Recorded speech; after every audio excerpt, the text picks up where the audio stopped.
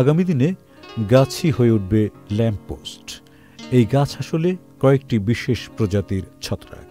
বিজ্ঞান সাময়িকী কারেন্ট বায়োলজিতে সম্প্রতি এ বিষয়ে একটি গবেষণাপত্র ছাপা হয়েছে।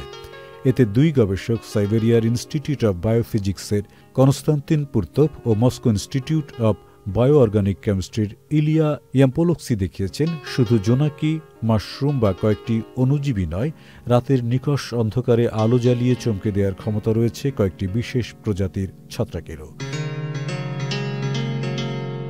তারা বলছেন, আগামী দিনে আমরা ল্যাম্পপোস্টের বদলে হয়তো রাস্তার দুই পাশে এই ছত্রাক দিয়ে আলোক স্তম্ভ বানাতে পারব।